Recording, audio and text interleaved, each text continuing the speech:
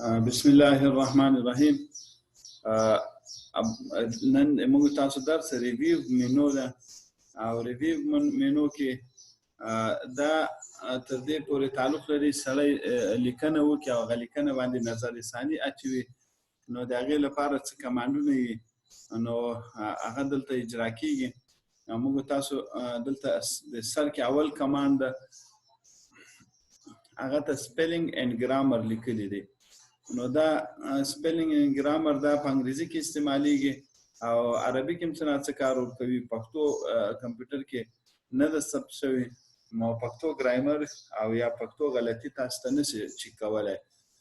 د دې مطلب دا ده که تا چېرته انګریزي کې یو سپیل دی غلط ولیکل دی یو کلمې دی یو لفظ، نو کمپیوټر یې تا ته اتومات اصلاح کوي او یا تا ته نور د هغې ته ورته مشورې درکوي.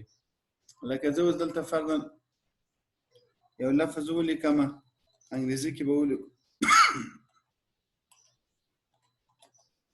یو مایي ما ولیکل، دوه وارې مې وایي ورکړه او اصل کې د دې سپیل یو وارې لیکل دی، یو وارې وایي لیکل کېږي. نو لاندې سور خط کش کو، دا سور خط دا ده چې د دې په سپیل کې غلطي شته او دا خپله غلطي لرې که.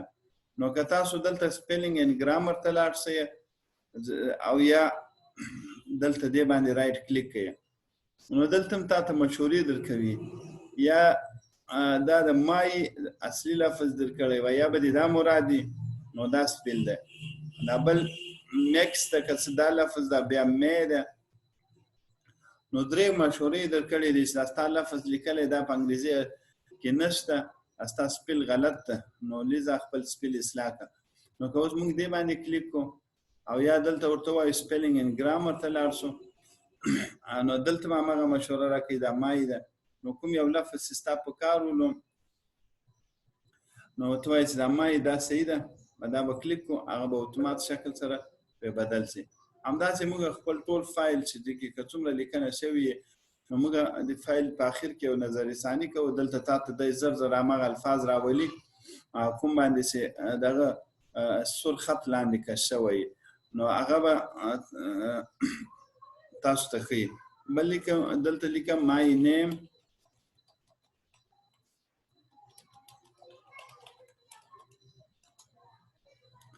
اوس دلته دغه ګور د ولی اوس نوم ده، نوم باید اول حرف غټ لیکلی، نو هغه هم دلته دغه کوي. زه بیا ځم سپیلینګ اینډ ګرامر یې راته چک کړه، نو دا خیر د لفظ راوړ هغه الفاظ او معنا ته واړه. اسم چې کله تاسو په کمپیوټر کې لیکئ نو هغه اول حرف به غټ لیکئ او بس. دا او بله خبره دا ده چې دلته کله ناکله موږ یو غلطي کړې خو کرښې رانه وړې، کله داسې شنې غوندې کرښې راوړل سي د دې لاندې شنې غوندې کرښې سي. دلته اوس ما فاصله زیاته وکړه د ایز او د ولی او یا د نیم او د ایز منځ کې ما فاصله زیاته ورکړله. نو که تاسو غواړئ چې دا فاصله درته په صحیح برابره کړي نو هلته زیړ خطونه راوړئ، بیا هغه فاصله له منځه وړي. نو دا سپیلینګ اینډ ګرامر ده. بل دا ده دلته بل لفظ د تیز رس ده، دا اصطلاحات تا ته ښیي. دې کې یو لفظ تا لیکلی، فرضاً تاسو یو لفظ لیکلی ده، دلته اوس ما ویر لفظ لیکلی، نو د دې ویر لفظ هم لیکلی ده او د هغې متعلق که موږ نور اصطلاحات یا هغې ته نږدې نور الفاظ موږ را پیدا کول غواړو نو هغه موږ له همدې ځای نه را پیدا کولی شو. د ویر باندې به زه کلیک کړم او دلته به لاړ شم د ننني درس ته او دا تیز رس دا به کلیک کړو، نو دلته ما ته ښیي چې دې ته نور اصطلاحات همدې ته ورته شی د ویر لیکلی، اینی ویر یا ویر اور یا سم ویر او داسې سم پلیس، مختلف الفاظ تقریبا شپږو الفاظ یې راته راکړو هغې ته ورته. نو دا د دوم کمانډ فایده ده. دریم راته دا کله ناکله موږ تاسو فرضاً یو لیکل څه وي، نن سبا زیاتره لیکل چې کېږي او چاته لیکل کېږي هغه بای ورډ باندې لیکل کېږي. لکه اوس تاسو یو کتاب ما ته راکړو دا راته ترجمه کړه یا یې کمپوز کړه، نو زه تا ته وایم چې یاره دا کتاب درته ترجمه کوم خو یو کلمه په 1 روپۍ یا یوه کلمه په 2 روپۍ باندې زه ترجمه کوم. نو بیا په آخر کې موږ ټول کتاب څنګه شمارلی شو؟ نو هغه به داسې شمارو زه نوې صفحه راولم او دلته یو وارې چټک لیکنه کوم. دا 9 وارې مې دا یو مثال دلته ولیکل، کنټرول وای وهم بیا به هم راوړي. نو هماغه یا یې کاپي کو. نو دا لیکنه رااله. اوس دا ما لیکلې ده، د دې زه څومره پیسې وغواړم، ما فرضاً یو کسر ورډ په 1 روپۍ خبره کړې، هسې مثال یا ته وایې چې ما څومره د صفحه کې به د څونه الفاظ ولیکل، دا 15 دقیقې ما کار وکړو، د ما سرعت څومره ده. نو د هر مقصد لپاره ست ورډ الفاظ معلومول غواړي، نو هغه به تاسو ولیکي. دا درته دلته اتومات معلومات درکو چې دا یو صفحه ده، ورډز لیکل شوي 433 الفاظ لیکل شوي دي، کلمې، او کریکټر نو سپیس، له سپیس نه بغیر ټول حروف چې دي هغه 1900 حروف لیکل شي. او که سپیس هم وای وشمارو، د اول کې سپیس ته اعتبار نشته، په دې دوم کې سپیس ته اعتبار شنو 2381 یا په داسې وګڼه چې تاسو 2381 ځلې د کیبورډ بټن وهلی ده. نو او بل څو پیراګراف دي، 9 پیراګراف دي، او لاینونه څو دي، 10 لاینونه دي. دا ټول تاسو کې دلته لیکلي انکلود ټیکسټ باکس او فوټ نوٹ او end نوٹ. مخکې موږ مثالونه وویل، ټیکسټ باکس کې موږ لیکنه کولای شو، فوټ نوٹ کې هم کولای شو، او end نوٹ کې. نو هغه هم درته وشماري کنه. نو اوس موږ سره هغه کمانډونه دلته نه دي کار کړي، نو اوس طبعا شمار او عدم شمار یو خبره ده. خو کله تا فوټ نوٹ یا end نوٹ حواله او نور شیان دي کار کړي، نو بیا به دغه الفاظ هم درته شماري. په هر تقدیر دا په ظرف د 1 سکند کې تاسو ټول د فایل په اړه معلومات درکړه، چې تا فایل تعداد د صفحو څومره وي، او دا مې یاد ساتئ. نن سبا سټانډرډ دغه سي د یو صفحې لپاره تعین شوی ده، اندازه د یو صفحې لپاره سټانډرډ اندازه چې تعین شوی ده، هغه دغه تعین شوی ده 240 ورډ دي. د نړیوال معیار لمخې 240 صفحې ورډ چې تا لیکلي، نو هغه د یو صفحه معامله کوي. اوس دا صفحه چې که زه اوس چا سره په هماغه معیار باندې معامله کوم، پیسې ترې غواړم، نو دا 433، نو دا 480 ورډ ولیکل چې دا د 2 صفحو معامله به کېږي. یا که پیسې په صفحو ورډ باندې اخیستل کېږي، نو هغه به بیا دلته د 2 صفحو پیسې اخیستل کېږي. او بله دا خبره هم یاد ساتئ چې ورډز په کمپیوټر کې دغه یو ا لیکلی، دا یو ورډ ده مستقل. ما تاسو ویلو مخکې شاته یو سپیس پړلی، دا د یو ورډ معامله ورسره کوي. او که دلته تا د ا په ځای باندې لیکلی 1 دی لیکلی، دا 1 سره هم د یو ورډ معامله کېږي. همداسې که نور داسې واړه الفاظ او یا حروف هم لیکلي، هغه ټول سره کمپیوټر د ورډ معامله کوي، د یو کلمې په سترګه ورته ګوري. به هر تقدیر دا ان شاء الله تاسو پروفینګ لاندې ورته لیکلي دي. پروفینګ دا نظر ثاني په فایل باندې کوي، د هغې متعلق تاسو کمانډونه هغه دلته کېږي. بل دلته دا کمانډ لیکل شوی ده، موږ بیرته خپل فایل دلته ما لیکنه کړې ده. اوس زه غواړم چې دا کمپیوټر ماته دغه پیراګراف په زوره ووایي. My name is Ahmed. I am living in Kabul, Afghanistan. I am studying in Kabul University. نو دا تاسو ته که کلم تاسو غواړئ چې دا پسې روان دلته لاندې نوره لیکنه پسې شروع کړله. به هر تقدیر که تاسو دې نه ګرایمر هم زده کولی شئ، او کلم چې دا مینو راشي، دې مینو سره متصل چې کله زه بیا دا دغه شروع کړم ورته هم دا ووایه، او دې ځینې تاسو دا بندولی شئ. اوس د لیوینګ ټکي سره ودرېدو، ما بند کړ. که ته شاته کلمې له سره شروع کول غواړې، او دا مخکې بل پیراګراف ته تلل غواړې، او یو دا ده د د لیکنې د لوستلو سرعت د هغه درته اندازه کوي. دا یې ډېر زر زر وایي، دې خواته که کش کوي دا سوکه وایي. In Kabul, Afghanistan. I am studying in Kabul University. او که تاسو غواړئ چې دا سرعت یې ورتیز کړئ، نو بیا به دغه سپیکر نښې ته راسئ یا دې خواته راسئ.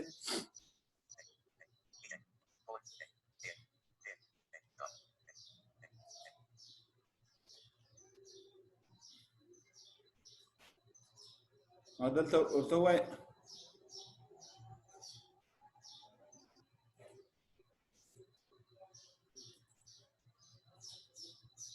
My name is Ahmed. I am living in Kabul, Afghanistan. I am studying in Kabul University. نو دا چې څومره بیا دا اندازه دې زیاته کړې هغومره زر زر ته ویل کېږي. کله کله موږ هسې هغه مقصد د دې داسې تعبیر هم کېدای شي تا یو فایل لیکلی د دې لپاره چې غلطي پکې راوباسې ته ورته ښه ډاډه ولګوه او بس هغه سټارټ کړه درته دی به درته وایي که کوم ځای کې غلطي وه تا ته به اندازه لګېږي.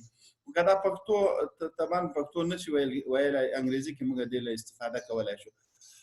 نو دا هم ښه خوندور کمانډ ده ډېر مفید او ګټور ده چې څوک انګریزي کې لیکل کوي او دا مینو سره ختمیږي دا بیرته دا کیسه ختمه شوله.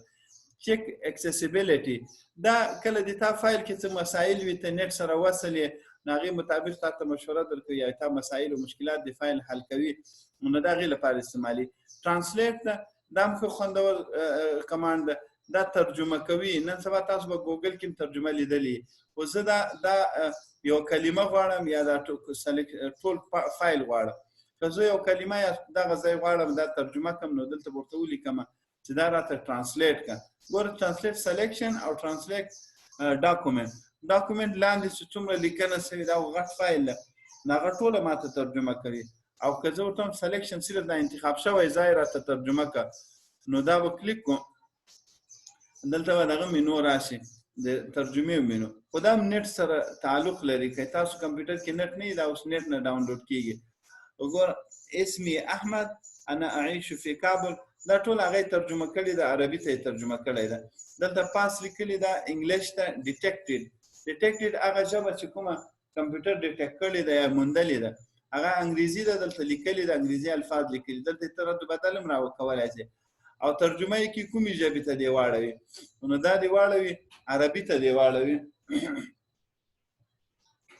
نو دلته عربي ته چې واړوي که تاسو دلته بله ژبه ورته انتخابوئ بلې ته یې هم اړولی شئ لکه دلته اوس عربي نه علاوه لاندې وګورئ پښتو خو غالبا دې کې نشته فارسي غالبا و فارسي ته یې اړول غواړئ اردو ته یې اړول غواړئ نو دلته به لاړ شئ هغه حرف به پیدا کړئ لکه اوس دلته فرشن په اف کې پی کې دلته زه ځم پی ته ام دا پرشن نو که دا نام من احمد است من در کابل افغانستان زندگی میکنم من در فولتون کابل تحصیل میکنم ترجمه خو یو خبر دا یاد ساتئ دلته ما دا جمله ساده جمله لیکلي اسانه لیکلي ده کله کله سخته جمله هغې کې اصطلاحات استعمال شوي نو په دې ترجمه به تاسو اعتبار نه کوئ هسې نسې له ځانو یو کس له ځانه ترجمان جوړ کړي او بس خلکو نه کتابونه اخلي او په دې ګوګل باندې په دې ترجمه کوي.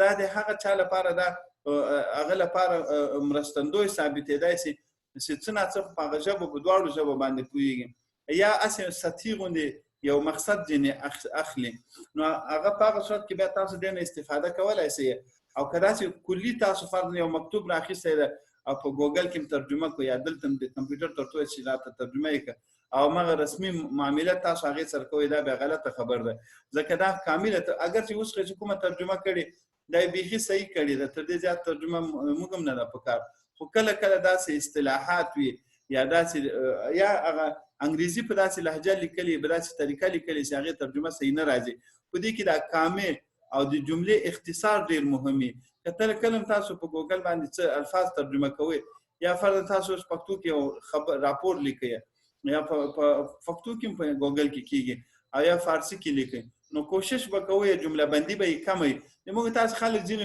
جمله شروع کړي یوه صفحه د دو جمله یې نه مبتدا معلوم یې نه خبر معلوم یې پکې سمه قصه یې شروع کړي 14 شیان یې راټول کړي یو 3 پیراګراف یې د یوه جمله نو دا جمله بندي څه ده غلطه ده په دې کې اکثر مفهوم ورک شي هغه ګوګل کې او که تاسو اوس ګوره ما لیکلي my name is احمد دا یوه جمله شوه I am living in کابل بل مختصر شولو افغانستان او studying in کابل یونیورسټي نو دا مختصر نو د دې ترجمه هم دلته اسانه راځي نو که تاسو کلم لیکایي کوله او هغه هم غوښتل چې ترجمه یې کړي کوشش وکړئ اختصار راولئ جمله بندي په لنډه وکړئ چې څومره لنډه جملې وي او نقطه په اخر کې ورکوئ نو بس هغې ترجمه به په هماغومره اسانه کړي هغه به تاسو له مشکل سره نه مخ کوي او که تاسو یو داسې پیراګراف جوړ کړو چې هغه ټول له سره تر اخره یوه جمله وي هغې کې نورې دغه نه وي پیراګرافونه پکې نه وي نو نو بیا هغه مشکل سره ترجمه کیږي. به هر تقدیر دې ځینه که تاسو سره نیټ مختلفو ژبو ته اړولی سئ، عربي ته، فارسي ته، غالبا اردو هم شته پکې، صرف پښتو دې کې نه دی راغلی، او ګوګل کې چې ده هلته بیا پښتو هم راغلی، پښتو ته هم تاسو اړولی سئ. همدې ترتیب سره هلته ورته ولیکئ ګوګل آنلاین ترانسلیشن، نو خپله به هغه صفحه درته راشي. دا لینګویج شولو، دا ان شاء الله ترانسلیټ خو ختم شو، ترجمې ته ویل کی. او لینګویج چې دلته کومې ژبې چې د ډیټیکټ کې یعنی راوایخلي هغې لپاره خپل کمانډونه، لکه اوس طبعا موږ دلته پښتو راوخیستې ده، نو پښتو او انګریزي راغلي. پښتو په اړوند خو ډېر کمانډونه نه یا د هغې سپیل نشي چې کېدای یا نور، انګلیش لپاره یې هغه راخیستې، هغه تاسو دې دا دومره ضرورت هم دی، کمپیوټر په اتومات شکل سره خپله ډیټیکټ کوي یا هلته تاسو راواخلئ. بل دلته کامنټ ده، دا کتاب ما ته چا راکړی چې دې کې ته اصلاحات راوله، نو زه د اصلاحاتو لپاره فرض کابل باندې دلته زه اصلاحات راولم، یو لفظ لیکم یا معلومات لیکم، نو زه په کامنټ کې ولیکم. کامنټ یې دلته راوستل، کامنټ کې زه لیکنه کوم دا د دې کابل متعلق وشوه. بیا دلته سټډینګ متعلق یو بل کامنټ ورکوم، دلته دا کامنټ مې ورکړو او دا هغې کې مې لیکنه وکړله. نو به دا موږ ته کمپیوټر دلته اتومات کوي، غالبا یو ورځ مخکې دا درس تېر شوی ده. اوس که دا کوم کامنټ ته ډیلیټ کوې، نو دلته چې هغه دغه کې ډیلیټ کامنټ به ډیلیټ کې، او یا غالبا دلته رایټ کلیک کې دلته هم ډیلیټ راځي، هغې هم دلته خو دلته رانغی ما فکر سره ټول پیراګراف زه سلیکټ کوم بیا راځي، بیا هم رانغی. خو به هر تقدیر همدغه مینو ده، دې ځینې تاسو دا ډیلیټ کولی شئ، او دا که تاسو مخکې پریویس او نیکسټ مخکې او شاته تللی شئ، او دلته دغه شي. نو بل دا ده چې کله کله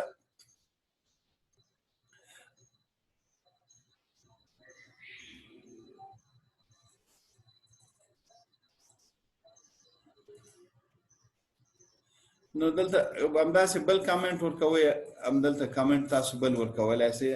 نو په دې ترتیب خو دا ما تاسو ته ویلي دا د صفحې سایز لږ غټوي، کله چې تاسو دغه ورکوئ په اصطلاح تاسو دا صفحه پرنټوئ، نو دا کمنټ به پټوئ یا به ختموئ او یا به هغه دغه کوئ هایډ کوئ به یې. زه دلته نه پوهېږم دا شو دا خیر شو ده، یو ځل هایډ شي زه مخکې ځمه دا هایډ شي.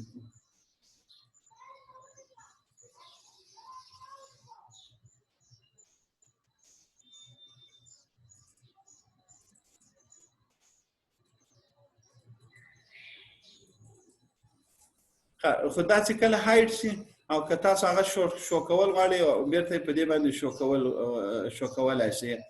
دا دغه شو. نو دا کمنټ هم موږ یو اضافي فرض یو لیکنه چا راکړې، هغې کې زه اضافي خپل طرف نه معلومات یا یو چا اصلاحات پکې راولم، نو زه کامنټ په ذریعه یې راولم، او که کله هم که ما کامنټ نه و خو نو هغه زه دغه کولی شم. او بل په دې کمنټ کې یو غټ دغه دا ریپلای کېږي پسې، یو فرضاً اسد دا ویلي، بیا بل دا ورته ویلي دی، بیا هغه بل کمنټ. نو په دا یو کمنټ کې لکه تبادله د افکارو هم کېږي، چې ته یو سوال پرې وکړې، بیا شاګرد جواب درته درکړي، بیا هغه بیا سوال وکړي، بیا جواب درکړي. نو په هر کمنټ کې همدا سلسله پسې تعقیب کېږي، داسې چې دې کې سوال او جواب سره وشي. دا دغه شو. نو دا اوس موږ مختلف کمنټونه دلته کار کړل، همدا کمنټونه دي، که چېرته ډیلیټ کول غواړئ دلته ډیلیټ کولی شئ. او بل نن موږ بل درس دی کې ټریک چینج ده، ان شاء الله وخت به ټریک چینج هم وایو. ټریک چینج دې لپاره استعمالېږي. اوس فرضاً دلته دا موږ سره یو دغه ده کتاب ده، په دې کتاب کې زه اصلاحات راولم، نو دا فرضاً دلته دا یې زه اصلاح کوم، هسې دغه دې یې په ځای بېټکو یو فرضاً زه ورکوم ځانګړی، اگر چې صحیح خو دغه فتنو کې مبتلا شوي دي، فرضاً دې په ځای داسې لیکم بل څه لیکم، نو دا خو تر ټولو ستره فتنه د مال ده، د مال دی، فرضاً دا هم دغسې بدلوم، او یا دلته د مال په ځای باندې د دولت لیکم، او فتنې او سره دلته یو ټکی اضافه کوم ازموینې. داسې موږ مختلف الفاظ دلته راوړل او دلته تغییرات هم راوستل په دې فایل کې. نو د دې تغییرات اوس که لږ وروسته موږ کار کوو موږ ته اندازه نه لګي چې موږ دې کې څه تغییرات راوستي. دا یو مثال ده. او فرضاً ته چاته وایې چې ما تا فایل کې دومره کار کړی نه، هغه وایي تا هېڅ کار نه ده کړی، ځکه دلته خو هغه نه ښکارېږي. لږ وروسته دې موږ هم بیا یېري چې موږ دلته څه تغییرات راوستي دي. نو د دې لپاره چې تا ته او یا ته یو فایل چاته ورکوې او له هغه نه وایي چې هغه څه تغییرات راولي تا ته معلوم شي، او یا چې هغه بیخي تغییرات رانولي پیبندي کې، نو دا ټول شیان دلته ټریک چین په توسط باندې موږ کولی شو. ناول ورځو دلته ټریک چین ان کوو. داسې موږ ټریک چین ولګول د فایل باندې. نو له دې وروسته زه دلته دغه مال دا بدلوم دولت باندې. نو ګوره اتومات دلته دولت ولیکل شو، دلته کمنټ خپل کار کو چې دلته څه تغییر راولی ده. مینه ده، مینه سره څنګه چې دلته لیکلم مینه او محبت. نو دا هم دلته لیکم. همداسې دا څخه زه بدلوم، دا په نه باندې بدلوم. توپیر نه پرته هڅه کوي پیسې ترلاسه کړي. نو دا سل په سله کې دا داسې بل لفظ له هلاکت او تباهي څخه، له هلاکته دلته یو هی ورکوم او له تباهي دا اوس بل له هلاکت او تباهي. نو داسې موږ بل دلته کمیږي، ورځ تر بلې کمیږي، په ځای باندې داسې لفظ راوړل. داسې ډېر تغییرات. نو اوس که زه وروسته کتل غواړم نو زه کمپیوټر ته ویلی شم چې ما ته دا تغییرات راته وښیي، کوم تغییرات چې راغلي دي. نو یو خو دا د اوس هم ښیي. نو که زه دلته ورته وایم آل مارک اپ ټول راته وښیه، او دا ګوره نوی حالت یې وښوده او زوړ حالت یې بیخي صرف نظر شو ترې. نو دا یې صرف نوی حالت وښودل او دا هر دواړه ښیي، هم زوړ هم نوی ښیي. او دا رښتیا د شو مارک اپ کې ده. نو دلته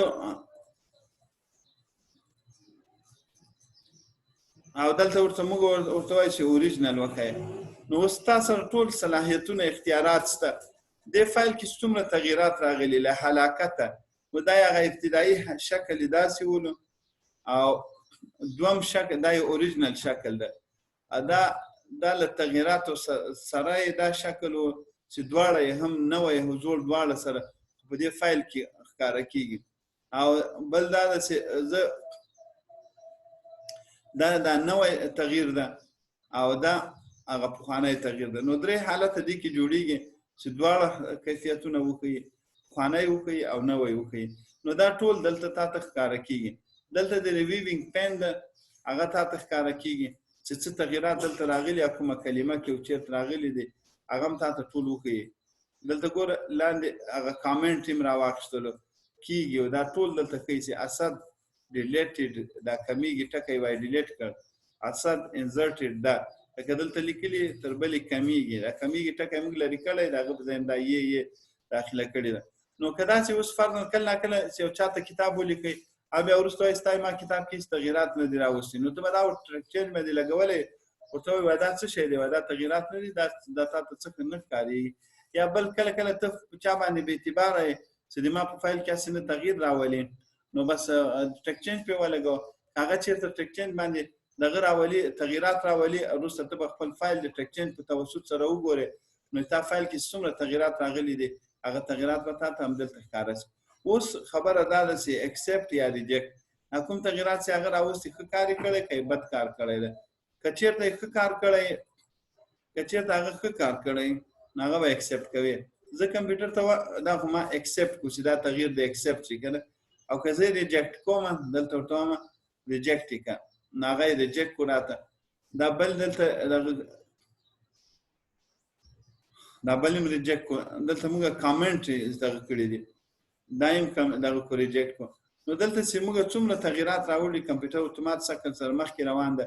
هغه که نفسي کتلې غواړي نو دلته ګوره شاته تلل غواړي یا مخې ته تلل غواړي. دلته دې کمیږي ټکي ته راغی او که شاته تلل غواړې پورته ځي حلاکت نو تاته یو لفظ ښیي یا یو موقعیت او محل درته ښیي چې دلته تغییر راوړل سوی ده. نو موږ دلته که هر ځای خوښ هم ولو که ریجکټ کول هم د موږ له مزاج سره برابر کار و نو اکسپټ به یې کوی. مطلب دا ده چې دا ومنه. خو زه ګوره دا قبول کم اکسپټ یې کم.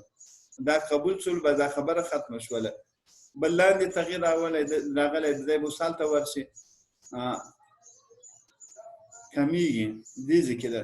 دا زه اکسپټ کم که ریجکټ کم دا خو ما تیار لفظ تر بلې کمیږي معنا یې ور خرابه کړې ده نو دا به زه ریجکټ کړم.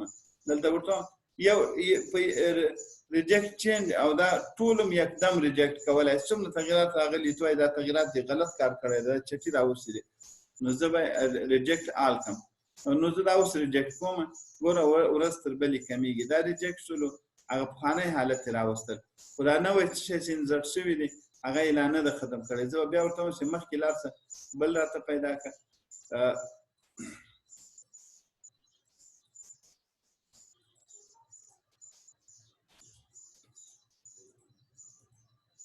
دلته بل تغییر دلته نه راغلی ده دا مو زه ریجکټ کوم چې دی مخکې څه لیکلي مخکې دا همداسې څومره تغییرات یې زه ورته وایم ټول ریجکټ کړه او ټول به هغه پخوانی حالت د مال او هر څه به پخوانی توپیر څخه او ورځ تر بلې کمیږي دا ټول به هماغه پخوانی حالت راغی. نو د دې ریجکټ د ټیک چین په توسط سره موږ دا کارونه ترسره کولی شو. او یو خبره بله یاد ساتئ ټیک چین بندوو په دې به لږ سبا هم کار وکړو انشاءالله که پوه شوي نه واست دا ټیک چین بند کړو بعد له دې ټیک چین له دې نه دا حالت لرې شو. اوس که موږ تغییرات راولو هغه موږ ته نه سیف کوي. مخکې د څومره تغییرات چې راتله هغه یې سیف کول او اوس هغه نه سیف کوي ځکه ټیک چین کمانډ موږ پرې بند کړو. ټیک چین دلته نښه غوندې لګېدلې ده دلته چې شو چې کامنټ دی لینک کوم شیان چې ته ښکارول غواړې هغې ته ټیک مارک ولګوه نو دا د هغې متعلق کمانډونه دلته اجرا کېږي. نو دا د موږ تاسو د درس پای ده. سبا به انشاءالله دې کې لږ پاتې شولو ما ویل دا به هم ختم کړو خو دا لږ کار غواړي او دا به انشاءالله سبا ووایو خدای کوه. نور په لوی الله سپارو. السلام علیکم ورحمة الله وبرکاته.